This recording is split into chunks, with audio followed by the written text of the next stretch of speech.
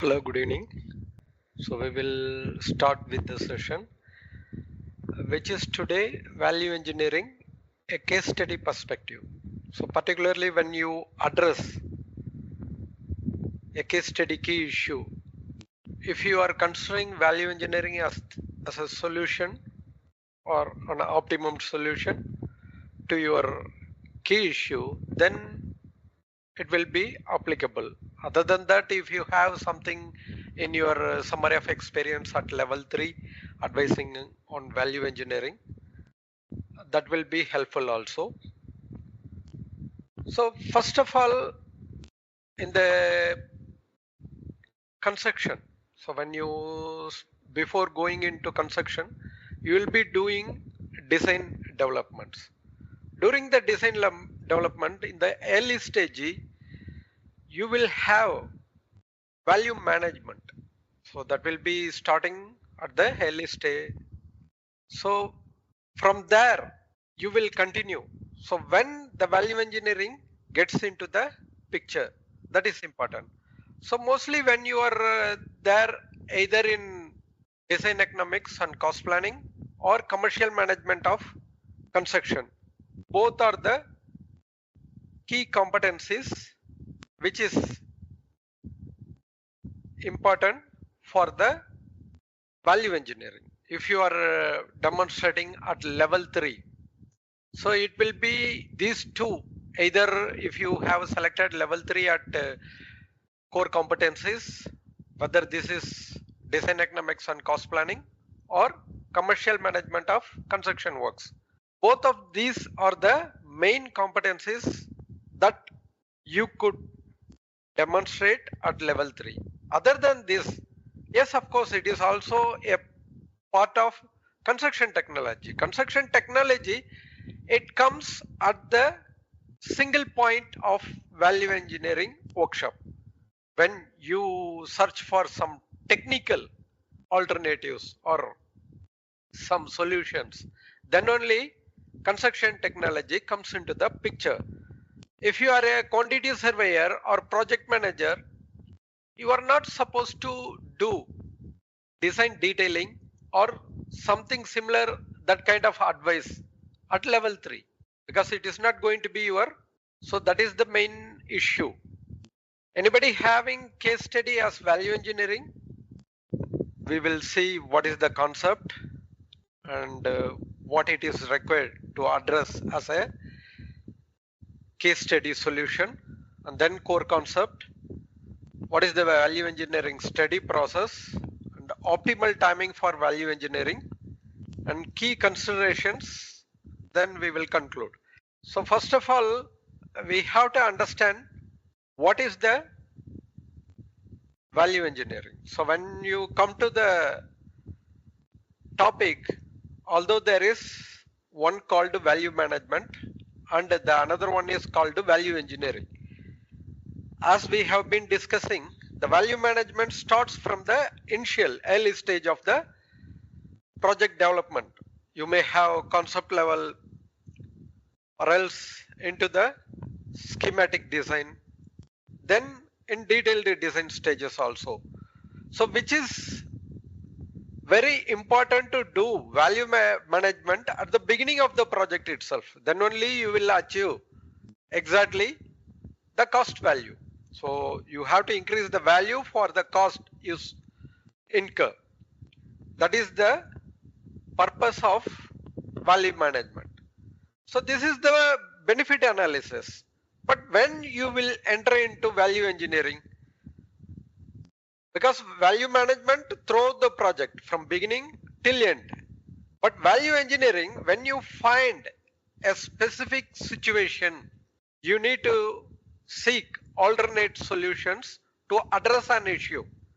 Then only value engineering comes into the picture. Maybe you need to make it more cost effective or time efficient. You want to reduce the time. Again, time, it's going to be your cost, because you reduce the time, automatically you reduce the cost.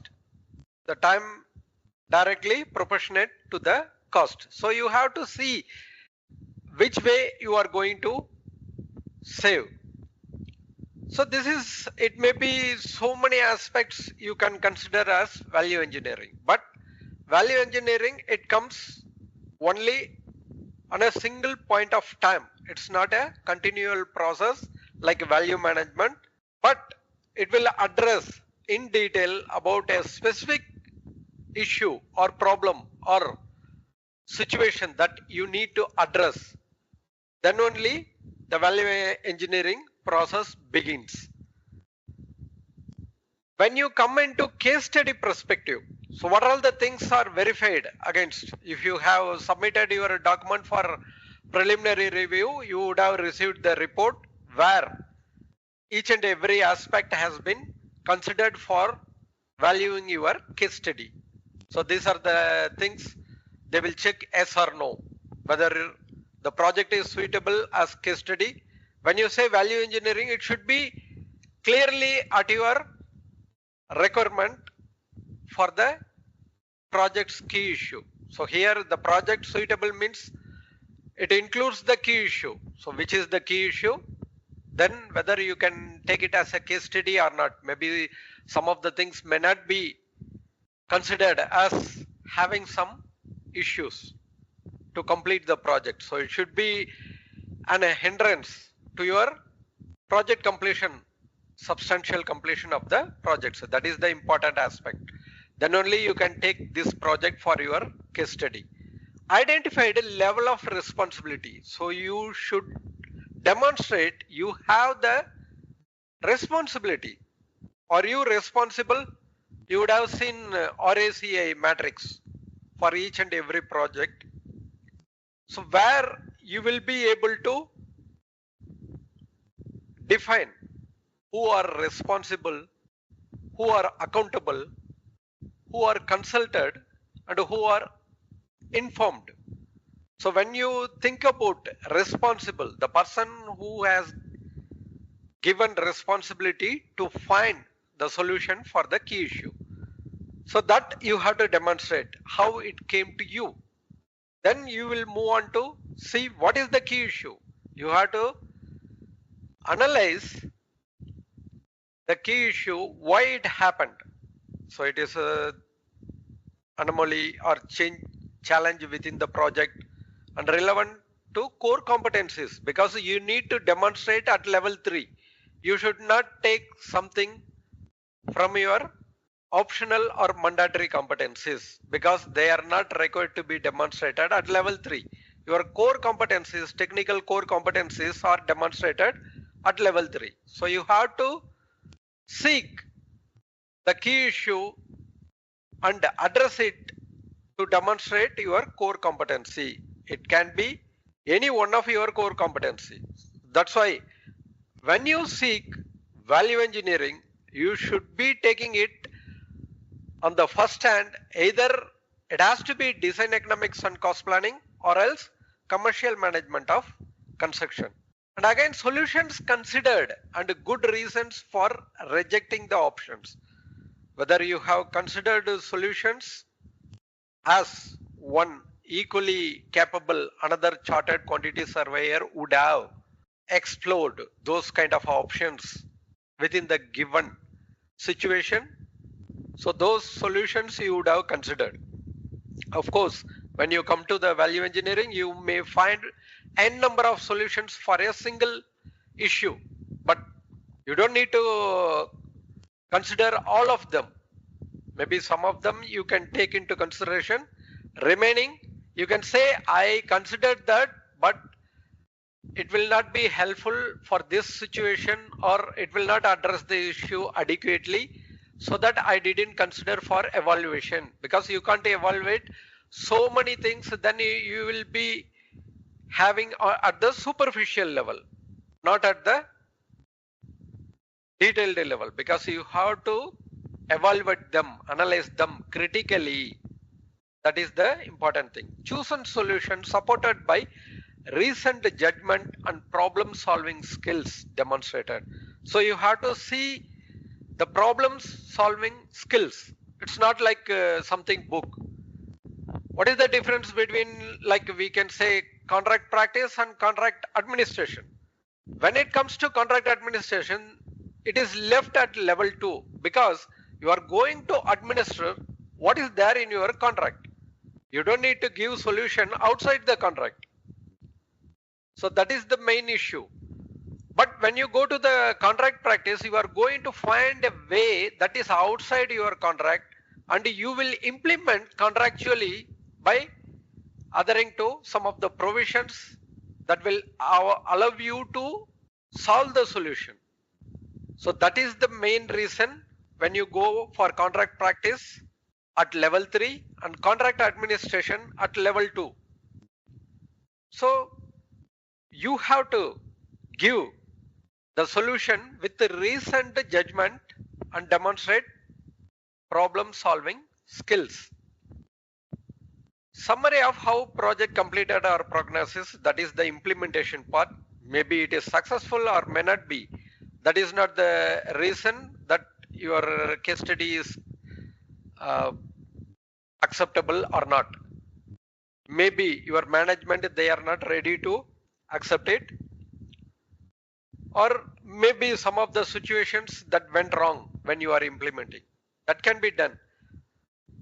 But what is the thing is expected from you? You have to analyze and provide your solution with recent judgment. That means recent advice. The advice has to be backed by the required detailed substantiation. That's what it is required. So you have to provide in such a manner. Otherwise, it will not be considered that you are addressing the key issue appropriately. So then what is required? Evaluation and an understanding of lessons learned in conclusion. So this is in your conclusion. So when you are writing your conclusion, you have to say what is the lessons learned. Lessons learned means it's not something you have to say that it is relevant to my core competencies, mandatory competencies and optional competencies which I have demonstrated. Some statement should not be there. It should be something like what was the lesson you learned from this project. That will be helpful either to avoid this situation in your future projects, or else if at all it happens, you would be able to manage it in a better position. That's what it is important. So it is not simply like something is there that I did very well. Those kind of statements are not necessary at lessons learned. Lessons learned means it is similar to what you will do, like team development phases, adjourning. So that means dissolving the team. When the project is completed at the adjourning, what you will do? You will go through the details like risk registers and those kind of things. How did you manage the risk? So those things, it will become lessons learned for the future projects, for yourself as well as for your organization. Both of you will be benefited from this lessons learned. That's what you have to explain. Something you found it was inadequate in these provisions, or it was not addressed adequately at the beginning stage of the project, which you addressed in your case study, then that has to be recorded for your own purpose as well as for the organization's purpose, to have as the lessons learned in the future projects. Then it will be helpful for you to manage the situation in a better way. That's what it is required when you do evaluation and an understanding of lessons learned in your conclusion of the case study. Whenever you have some doubt, please stop me and you can ask the question. We can discuss. This is like a discussion session only. It's not something I'm going to teach. You are going to learn, because you are also professional. You are facing some key issues in each and every project and you are solving them.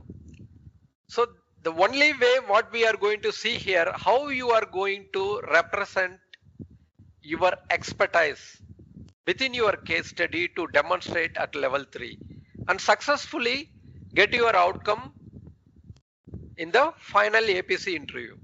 That's what it is important. So we are discussing the details. We are not learning something new. We are learning how to present ourselves and our learned skills to the APC document submission as well as in the APC interview, both of that. At least one level 3 competency should be demonstrated. So you don't need to demonstrate more. You have to demonstrate at least one. That will be sufficient for you within the case study. You don't need to list each and every core competency, optional competency, and some of the mandatory competency. Whichever you have, you can just mention that one and you can demonstrate that. So it has to be at level 3. That is very important. So level 3 means the most associated competency for value engineering is either design economics and cost planning or else commercial management of construction, because you are going to choose either one of these within your core competencies, not both as a QS. So case study consistent with your summary of experience. So it has to be, maybe some of the candidates, they don't give necessary references for the time period, and this time has to be within 24 months. If you are in the senior professional route, that is 3 years they will allow you to take a study, but if you are in APC, then you have to take the case study within 2 years, 24 months. That means the case study activities you took to analyze and provide solution has to be done within the 24 months period. Maybe the project would have started earlier than that, still it is not finished, that is not the problem. But when did you take this assignment to find an optimum solution? That's what it is important. So the time frame you have to mention within the case study is the time frame when you took or did these activities to find optimum solution. And again, the details has to be accuracy, clarity, and level of detail, because that doesn't mean you have to attach a entire BOQ. So you should not do that, because we are receiving some of the case studies with attachments like 300 pages. So what we will do? So again, as an assessor, it is not possible to go through those much of detail and take into consideration those attachments are valid. So it is invalid. So you have to attach only those things which are adding value to your case study. Yes, there may be some single page table. It may comparison the details of options you considered, or else you may have like some program, like a time you want to demonstrate at which point you face this key issue and how long it took to address, or different options, how they are helpful in addressing the time problem. Again, the time is also cost for us, because we are not going to discuss something programming and planning. So that is not part of the level 3 core competency. At level 3 core competency, you have to consider only those things which are demonstratable. So you should keep focus within that competency. That is important. So again, there should not be any like calculation mistake. QS, as a QS, we should be able to identify and prepare reports appropriately. It has to be for client style report, they used to say. So it should be free of errors and assumptions. And even if you have some assumptions, it has to be clearly defined. What are all the assumptions you made? Because something, it cannot be 100% clear cut. Like when you are taking the risk analysis, how you are taking into consider different options for their risk. Maybe their occurrences, possibility of occurrence, and then maybe if at all you are comparing for constraints, time, cost, quality, the possibility of achievement. So you will have some scale. It's not going to be accurate because it is all your perception. The other person may think differently. So that cannot be the same. But how you are going to justify yourself, whichever points that you have given to certain aspect of the solution you identified, because you identified a few solutions and then you are choosing one. When you are choosing, you would have done some quantitative analysis or qualitative analysis. Quantitative will be given by the risk analysis or something similar to that. But other than that, you have to give these things justification. You cannot put some points 1 to 5 or 1 to 3 and then you are applying them for overall calculations. Similarly, what you are doing at tender analysis report or something, you have some pre-allocated points, either technical and commercial. These submissions you will evaluate for something and then you will give some points. So how do you give? That is how you should be justifying. It's not one rule fit for everything, because you have to consider some points and you have to justify them. That is very important. Anybody having any doubt or questions as of now, or still you are good? We can keep progressing with the theoretical part.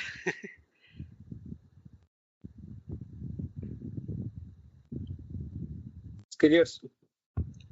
Okay, thank you.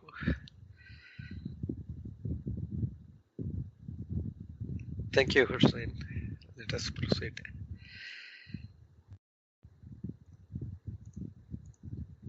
So next, core concept. So what is the core concept? The value engineering seeks to eliminate unnecessary costs from a project, asset or its components without reducing scope, omitting work or downgrading performance below required levels. So it should not be downgrading the performance. So usually what we will say as a value engineering motive, so we have to find better value for the cost incurred without reducing the performance. So functional aspect, you should not diminish its functional value. So it has to be achieved at the required level. So you can't downgrade it. And again, what you are going to do, you should not be omitting the work. Omissions are not value engineering. Maybe some of them, they say like I am omitting some of the aesthetic appearances which are there within the project, some of the fixtures, that is only adding aesthetic value. So when you say aesthetic value, that means it is again quality. A 5-star hotel, it has a aesthetic value. It doesn't depend on only the performance value. What you see from other hotels and the star rating higher, that means you are getting some aesthetic value that is sophisticated and it is not limited to the performance only. So we have to take care of those items also. So even though they are not required for the completion of the project, that doesn't mean that you can omit it. So you should not omit those items without any purpose unless it is clearly a omission kind of solution. So it is not going to be your value engineering solution. It is going to be omitting, cost cutting. So we have to see those kind of elements before demonstrating the value engineering. So value engineering should not include these items. So other than that, you are going to reduce the cost. That means unnecessary cost. So which are unnecessary cost, you have to decide based on the achievable performance functionality. Second, it focuses on the functional requirement of the project. Again, what we said, it should not be downgrading the performance. That means functional requirement of the project, explores alternative, more cost effective methods to achieve them. Maybe some sort of choices.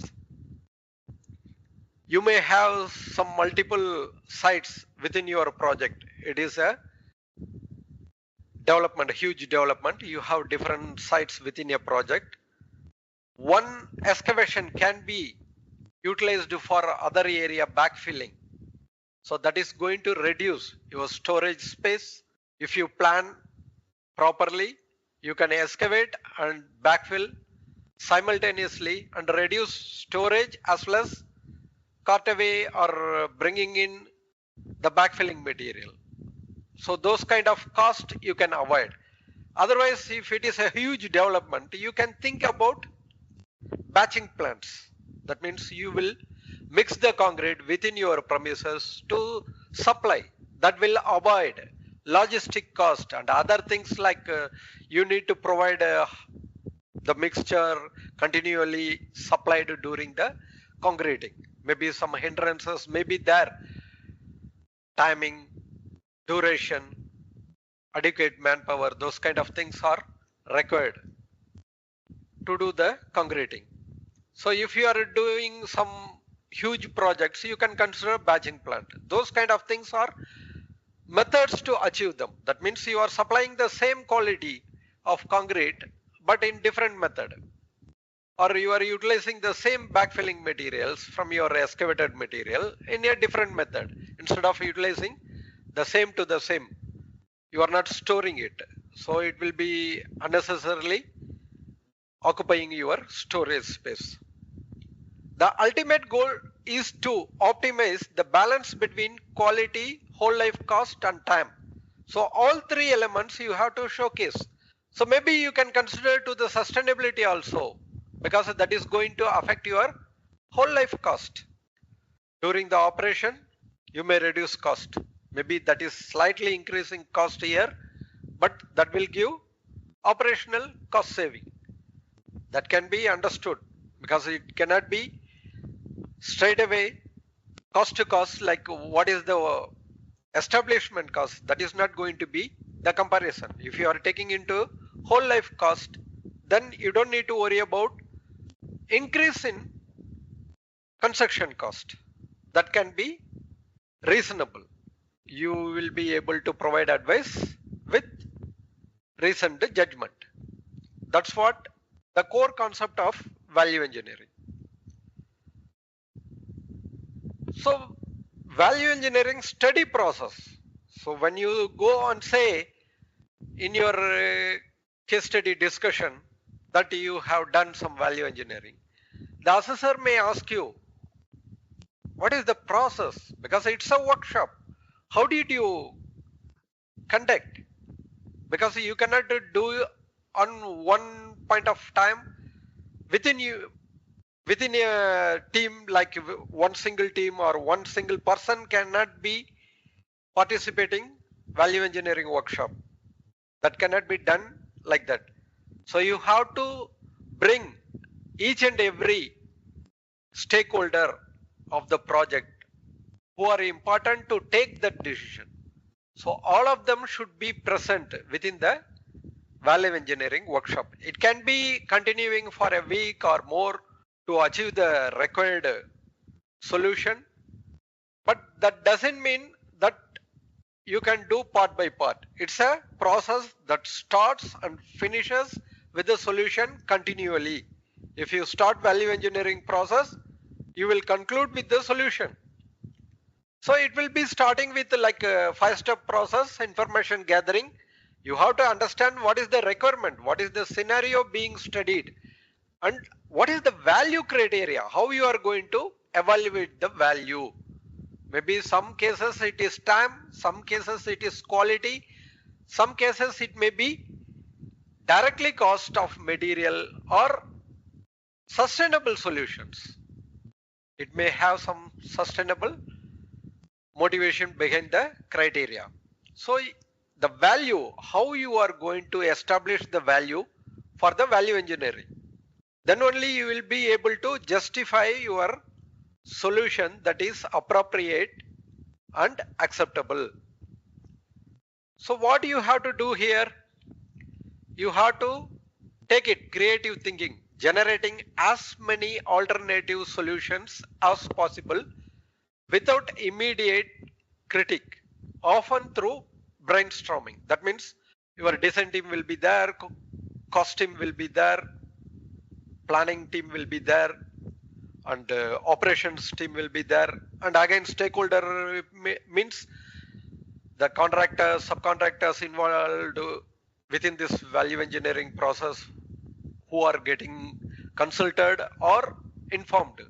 All of them should be there to take informed decision. That is very important. So here what we will do with a case study of seeking some solution for your cast in situ concrete.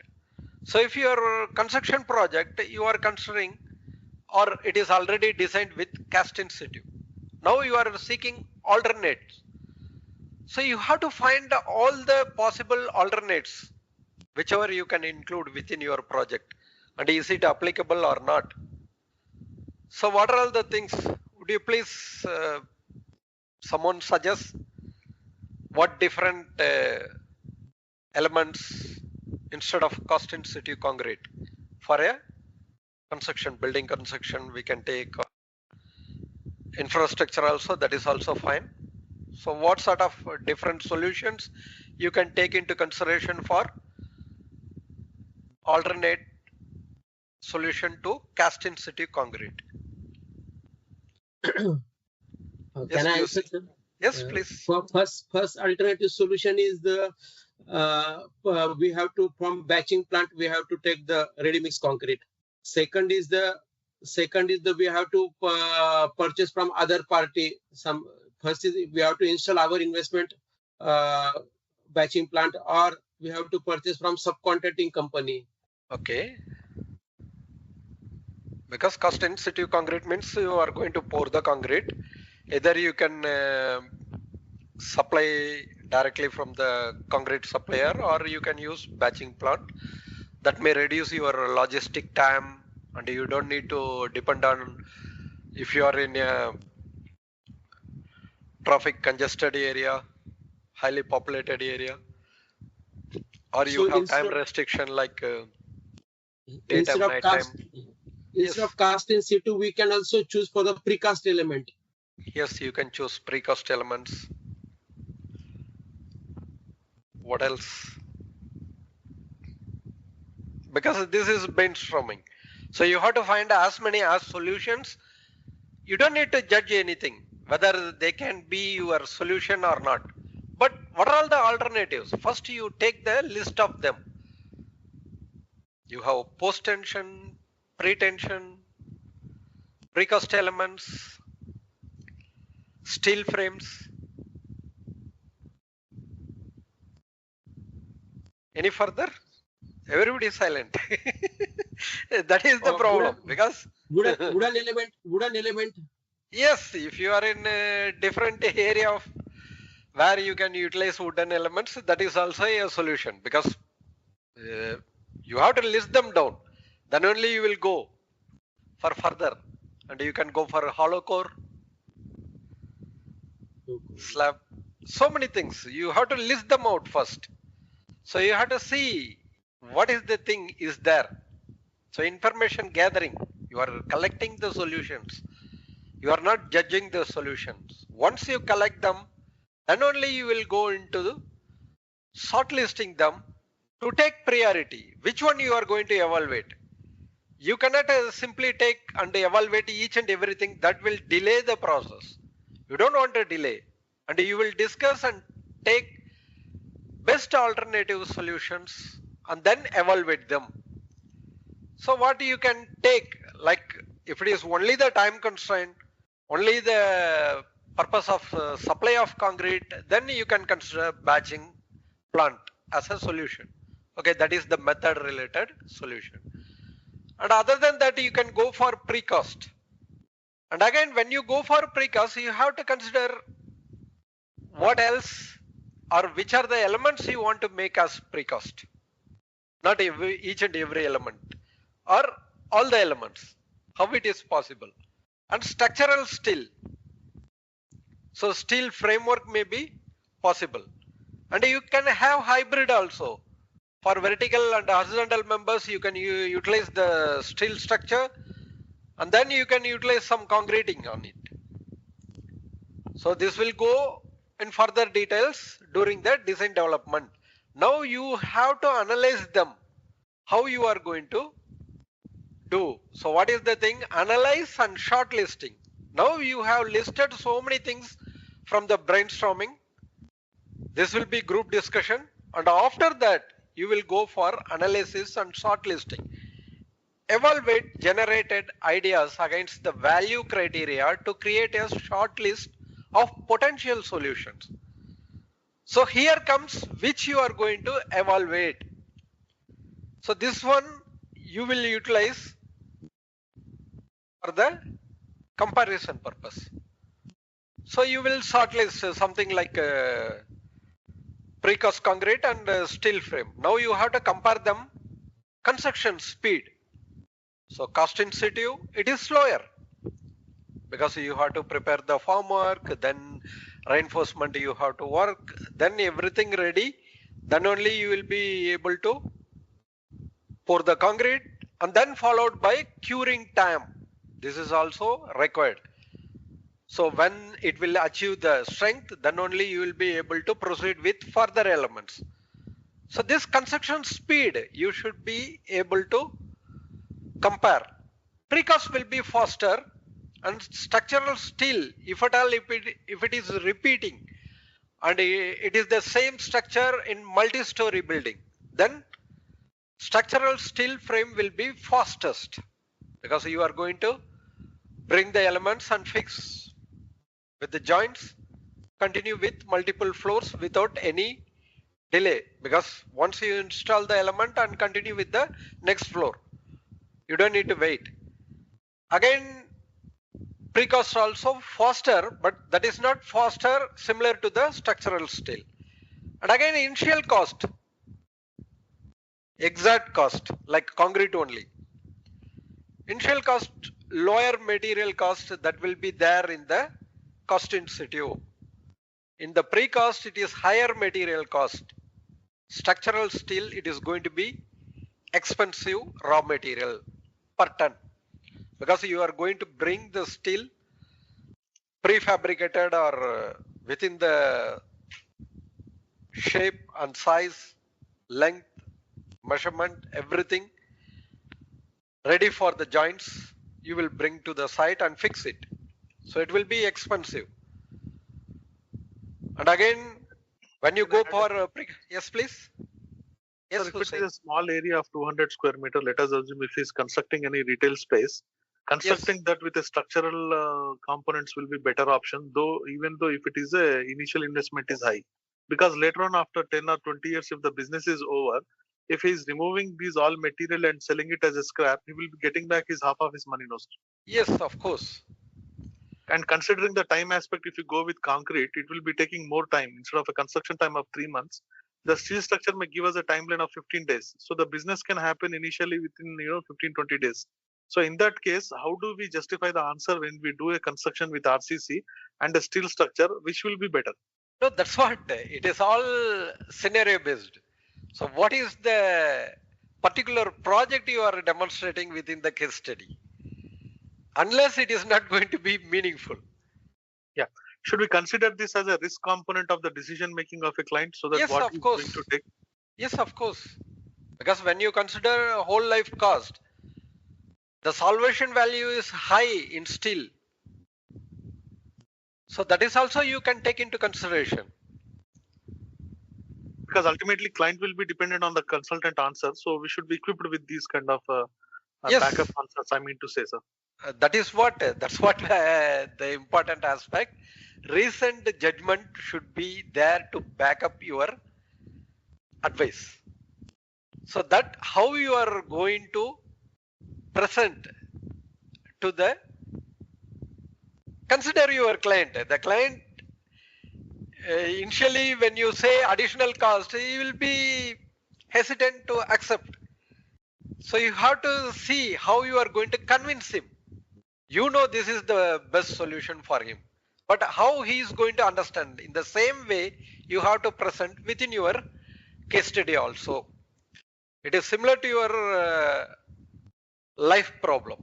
So what you are facing day to day, when you are having the solution which is appropriate, but it may have different aspects, something like But life will teach many things after burning the hand, sir. Life lessons will define. but that's what we cannot go in number of things. So But even we though have if to we are select. confident sometimes, sir, because see, as a consultant, we are not the owners and investors. So the investors, if he's constructing this kind of shops, in the city, like 4, 5 numbers, he's more experienced than us because what is the cost he has spent by doing RCC at one shop in Abu Dhabi and with steel structure in Dubai. So he's having more knowledge than us when he spends money.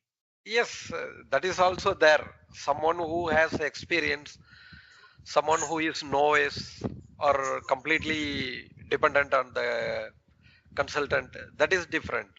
When they have someone like a seasoned developer who is frequently developing for his own purpose and he is looking after each and every solution for his better investment tactics, then of course if you have the solution also, it is very difficult for him to get Yes, convinced. yes, sir. Last 2 points from my side, sir, before stopping your Yes, flow. please.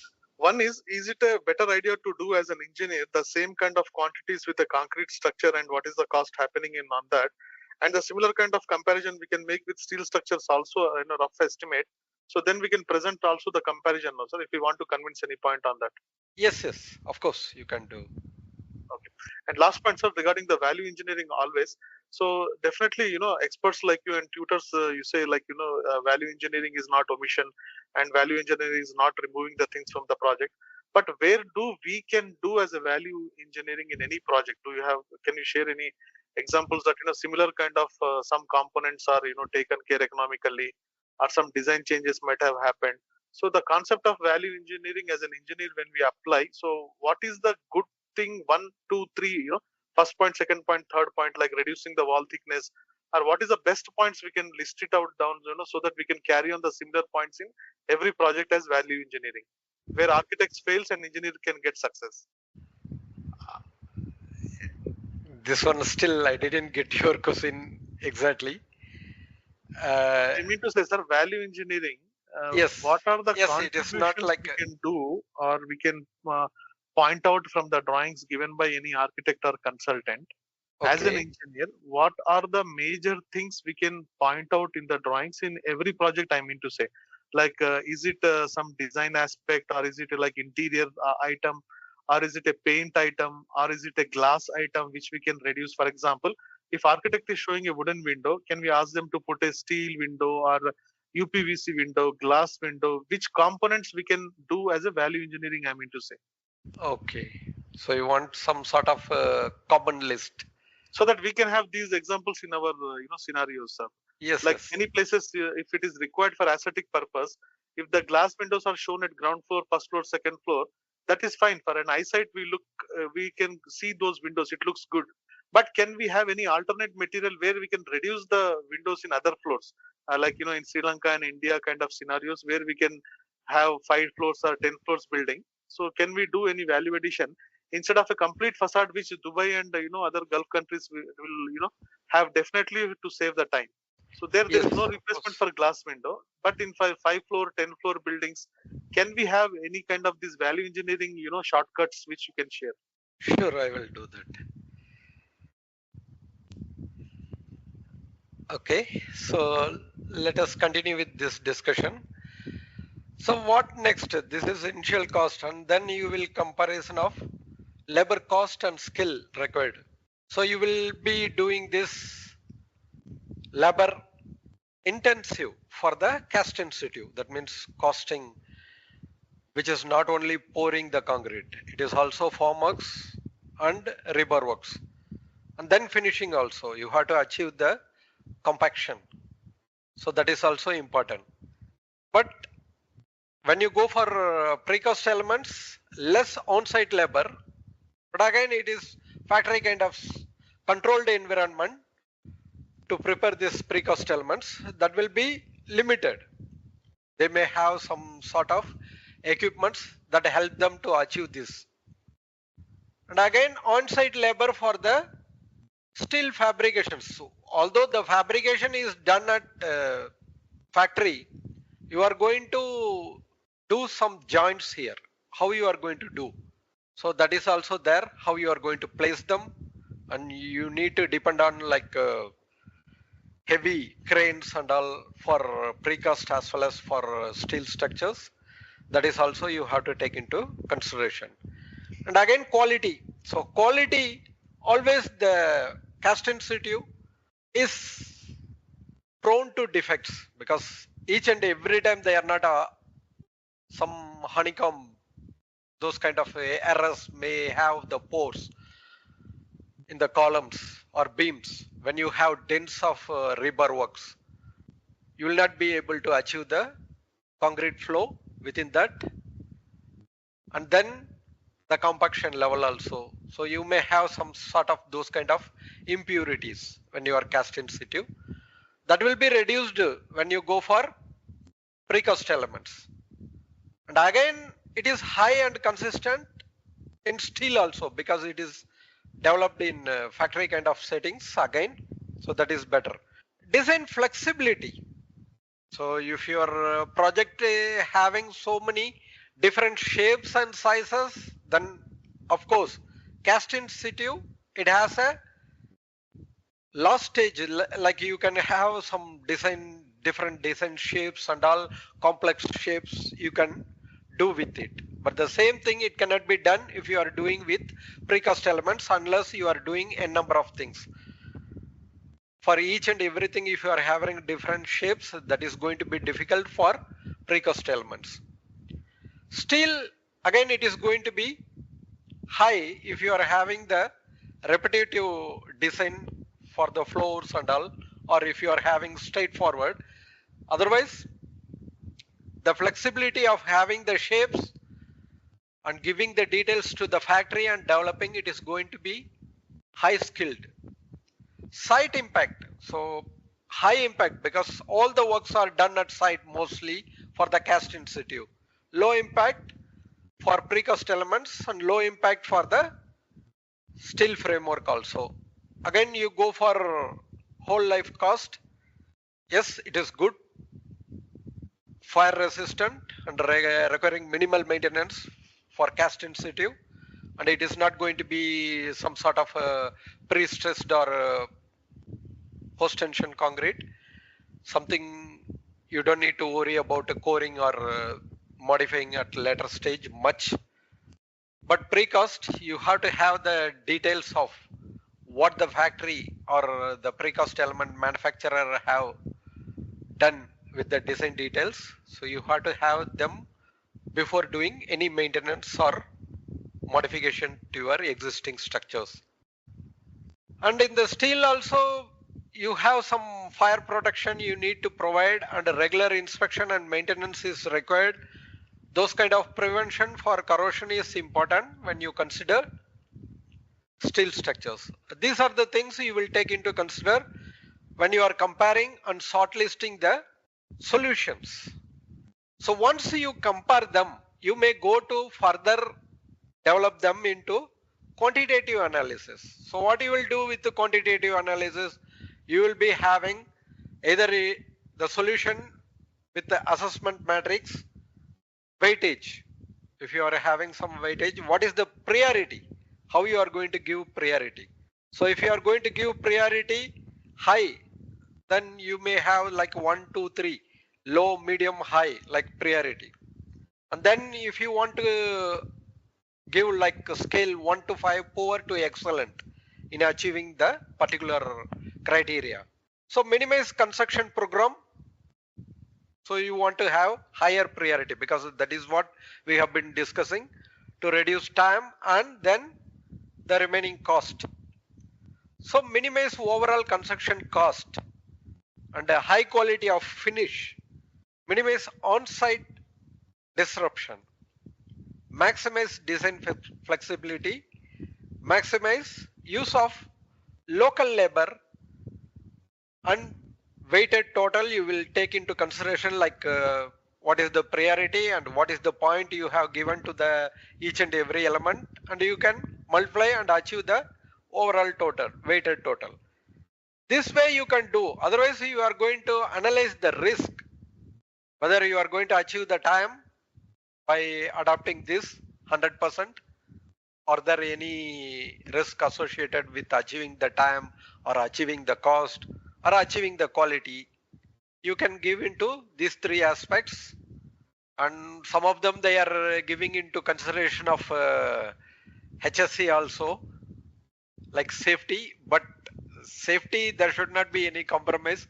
If you put even 5 point and then next 4 point, 20% reduction, it cannot be compromised. Then it is not safe to consider that option. So those kind of things you don't need to do.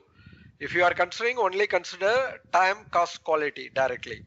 The cost may be whole life or direct cost, whichever is convenient for you. Stick to one particular item. If you are comparing a whole life, be careful with the complete detail of operational and maintenance cost. Even if you want to add salvation cost, you can do that. That is also well and good. But stick to one method which you want to follow. That is important.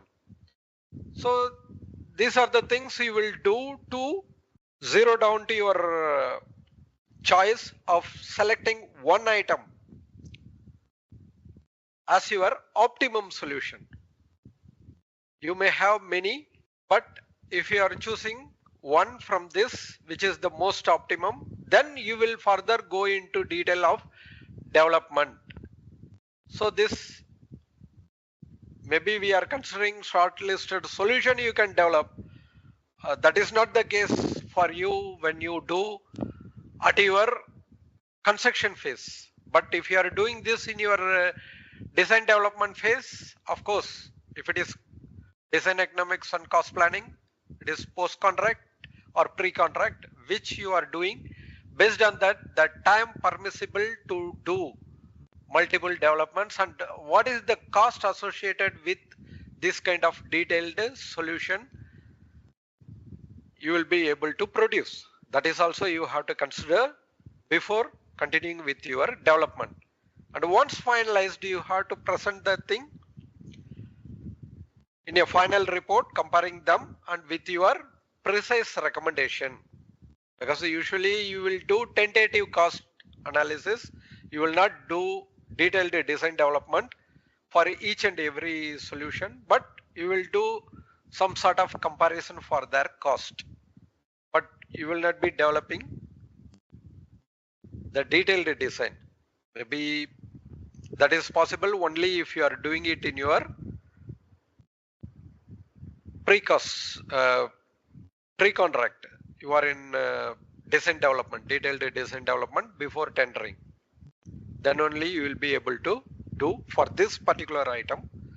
Maybe for different situation or different items, that can be permissible. Or if it is a material only, like some of the value engineering can be alternative material. So that can be taken as direct cost of the material and compared with the functional aspect of the material. So that will be done here. So next, optimal timing for value engineering. So the benefits and the impact of value engineering studies decrease as a project progresses, while the cost of implementing changes increases. The same thing when you are going into construction phases, of course it is going to be having some impact. You need to take reapproval of the design, and that is also you have to consider into the time taken for redesign and approval, and maybe some sort of other elements required for that. And value engineering is most effectively applied during the later stage of design development. You can't do the value engineering without detailed design in the initial stage itself. That means you want to take some, that is value management. So you are going to take some decision to implement within your project which item you are going to select. That is not value engineering exactly. That is going to be a process of value management, that you will do appropriate selection before designing. But when you do the value engineering, that means you have some design, you want to find some alternate. So that is the scenario. So later stages, design development and construction, for example, robust stages 3, 4 or 5. Those are the things are important to consider. And it should be a proactive part of regular project reviews rather than a reactive measure used only when costs are too high. Maybe some situations, because it is, of course, you have to do in certain situations. Maybe sometimes the concrete price or steel price may go higher than you expect, or normal inflation or normal fluctuation, those kind of things. It may get into escalation, price escalation. So then you will find alternative material, alternate solution. So those kind of things, yes, because it is going to give more troubles than you do it proactively. So if you do it proactively, like considering batching plant initially before starting the project, then you will be establish it in a good manner. Only when you take the quotations at later stage and then you find it is very cost economic to go for batching plant, then you want to seek the ways to implement batching plant, maybe it's going to be a trouble how you are going to execute it within your site premises. That is going to be another trouble. So those kind of things you have to consider, because I am taking one example. In different example it may be different, but again the value engineering, mostly the case studies are coming when there is a situation, maybe a delay from particular supplier, like you are thinking of some marble from different country and you expected from one particular supplier of that type of marble, and then suddenly you are unable to secure the timely delivery of the material, then you are seeking alternative. That is also a different situation. That means you already lost your time and you are in crucial situation where you have to take decision very fast and you have to reduce the time as well. So that is going to be highly pressurized environment scenario. That means you have to take some decisions immediately. That is not like proactive. Proactive is something you consider well ahead of time. That means you can choose something for, like what we can say, like locally procured material having higher value in sustainability and green developments, like LEED certifications and all, they are giving you higher value for locally procured material. So you can find local alternatives proactively before going to procurement itself or before entering into that phase of the project. So that can be done. So these are the 3 optimal timing considerations you have to see before deciding whether you want to go for value engineered alternate solution or not.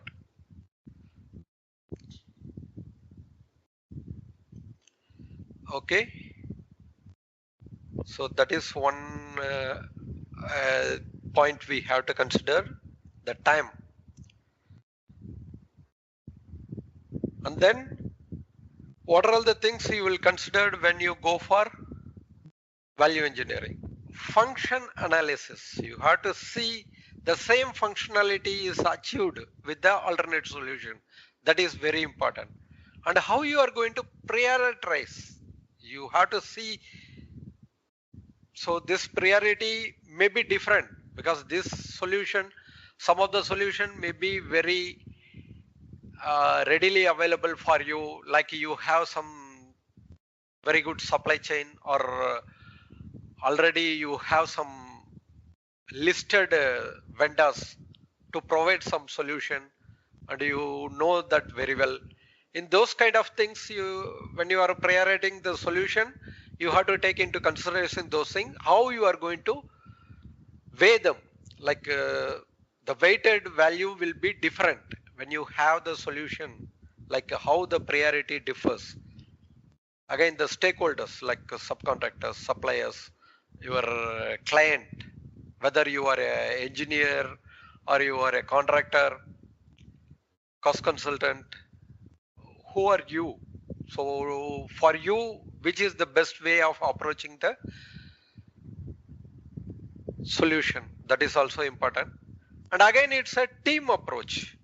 While value engineering can sometimes be done by an individual, because you need to find one alternative material, just you ask the vendor himself to provide some alternative for that, and he will bring some samples, and with the tested values, you can take decision on it and utilize them. So that can be done by the supervising engineer, who is the project manager himself. He can do that technical solution. So that can be done, but it is often helpful to have external review or a multidisciplinary team to ensure unintended consequences are not overlooked. That means something you may think okay, but once you implement, then you will get problem. Again, this resource successful value engineering requires adequate time, background project information, the right skills, and suitable facilities for workshops. Because you need to conduct workshops, brainstorming sessions, and design development sessions, working together. That is very important. Just a minute. Sorry for that. Okay, up to now, you want to discuss something? I think already we are closer to the time. If you have something to discuss or any points to clarify, or you want to add something to this from your experience, that is also well and good.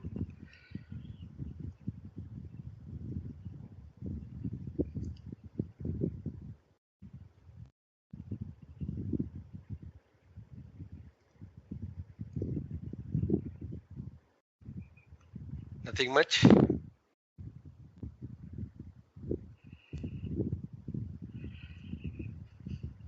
And again, some of the things are not mentioned here, but potential problems like insufficient time, that's what it is covered under the resources.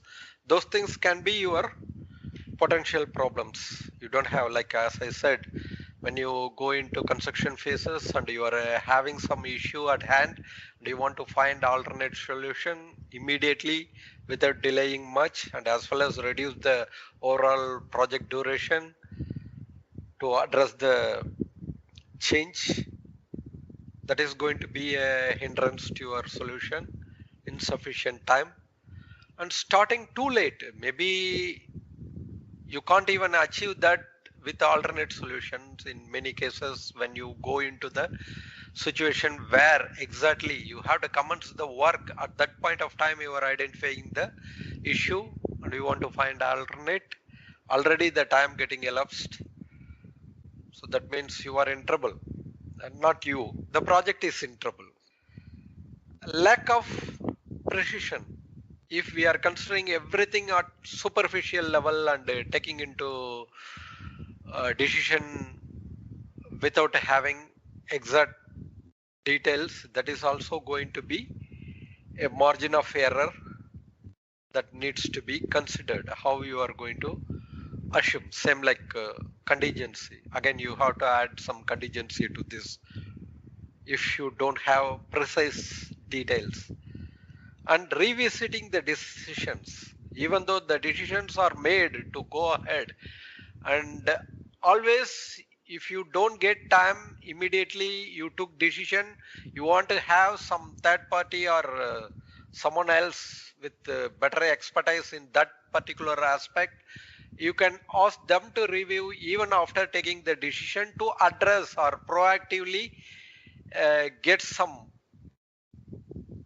action plan like project execution, additional action plan to manage that appropriately to avoid any further hindrance in implementing stage. So that is also there, and everything has to be recorded. So all the details has to be recorded. As I mentioned, the RACA's matrix, you have to have them involved, responsible, accountable, consulted and informed. So you have to do everything clearly when you conclude the report and distribute it to the stakeholders of the taken decision and implementation plan. So that has to be there. So this is very important when you are doing case study. This is at case study level. If it is at level 3 summary of experience, it is going to be particularly one question that you need to justify with your detailing of the process you undertook and the details you have gathered to support your decision. That is important. So always what we are trying to do is thinking about how you are going to justify your case study or level 3 examples at your APC interview. That is very important. So it is not simply we are putting in paper and submitting and it looks good on paper. When someone asks you crash question or why didn't you consider that, like kind of those things, you should be able to justify. Of course, maybe the person in front of you, particularly on that particular item, he is having numerous experience and having higher detail than what we could have. So those kind of situation may arise, but you should say and you should justify that how did you approach, how did you make sure sufficient details within your reach that you try to gather before recommending. That is important.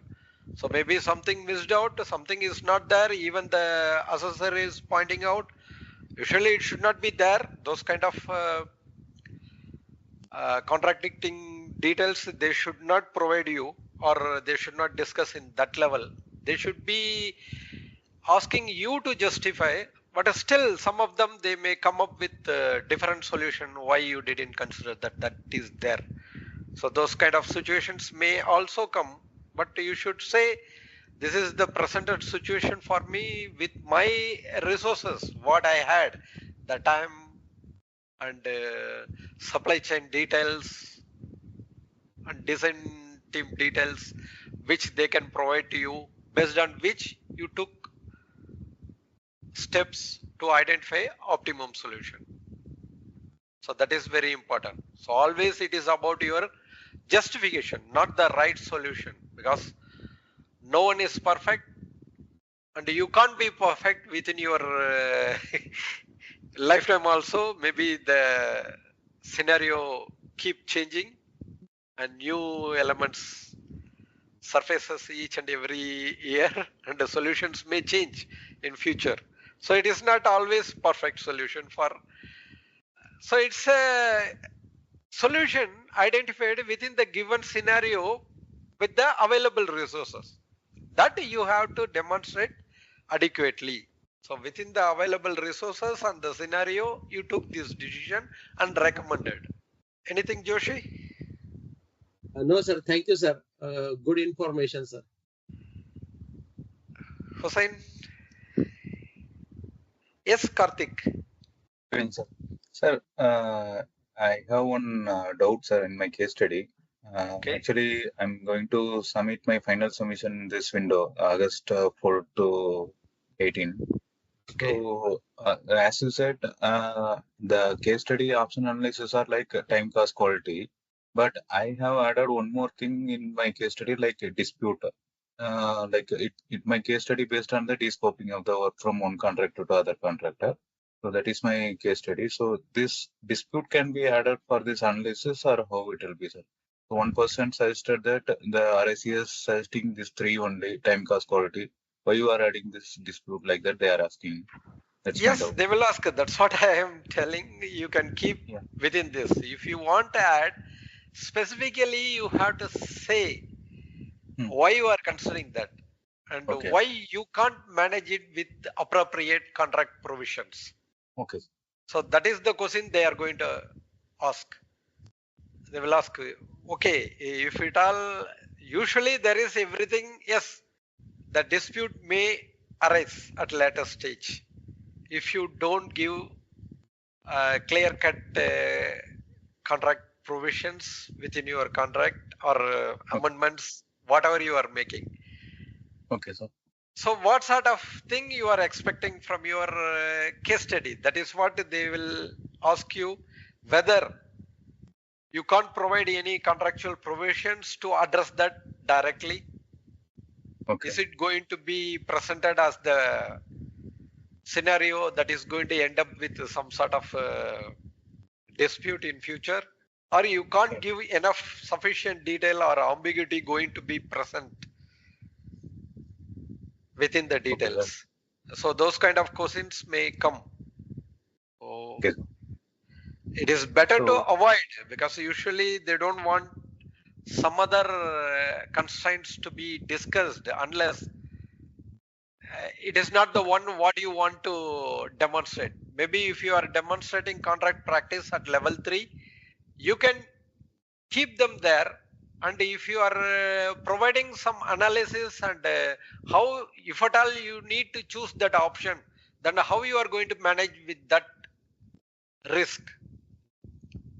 So that you have to give in detail. Otherwise, if you are providing simply one additional quantitative analysis and giving only the value and not addressing it in detail for critically evaluating the options, then it is not going to be the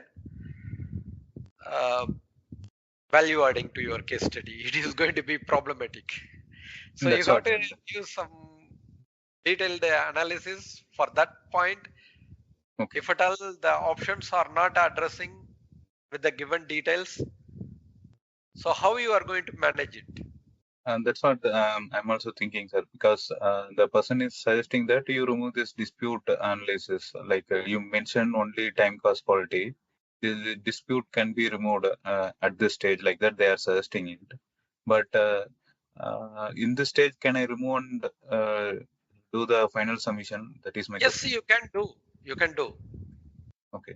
That is because it is not the case that you have to take 100% as you have submitted to your preliminary review.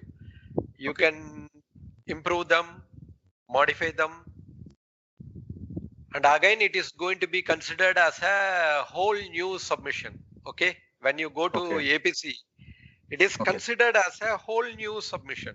When you do preliminary review, when you have some comments or you got referred, that time maybe the next time they will refer to the previous submissions. Did you address the comments? Okay. That is not the case when you come to the APC. APC, it is some sort of fresh submission. Okay. They will take into consideration of the case study as a new. Okay, sir. No assessor or the chairperson going to have the knowledge of your preliminary review. Okay. So, sure. So you can improve, you can add detail, you can remove unnecessary things, or remove the things that you maybe put something, it may lead to unwanted scenario of discussion that can be removed, but without affecting the entire flow of the case study. Definitely. Yeah, that should be there. Yeah. So one final doubt, sir. Yes, please. In this, my submission was like 2,800 words, sir, in the case study. So each particular like introduction, my approach, and then my achievement, like that, some 500, 800, 700 wordings are there, no, sir. So each and this thing, I need to keep that the same word counts or totally No. cumulatively. Cumulatively, it should be less than 3,000. And Okay. it should be closer to 3,000. Otherwise, they will think you fail to utilize the available word count to appropriately add some value addition. So you should not be not using much more. Like Okay. more than 200 300 words if you are not using, that will give some sort of impression that you don't have any idea how you can add value to this case study. Okay. You can utilize those word count in your lesson learned, detailing how you will address the same key issue from not occurring in future projects, or if at all occurred, how you will manage it in with a better position or situation. Those kind of things you can detail, or you can explain about how you recommend your organization to keep this lesson learned recorded. All these things. Maybe you may give some specific advice to your contract department, tendering department. Those kind of details you can add, but Okay. don't add something like unnecessary detail to your responsibilities or project background.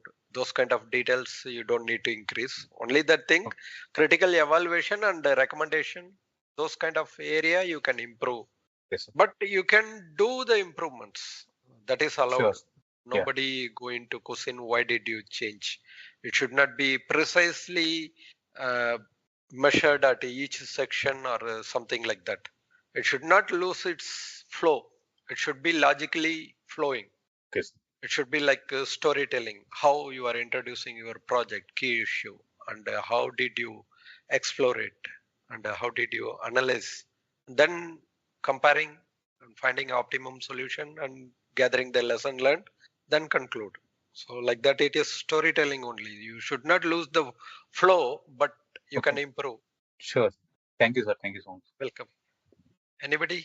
Okay, if at all it's fine, we can conclude this and call this as a day. And if you have any questions or you want to have some further queries discussed, you can send email in next week's session, or in future session we can discuss, or even you can approach with other requirements. That is also well and good. If no one has something to discuss further, thank you. Good night.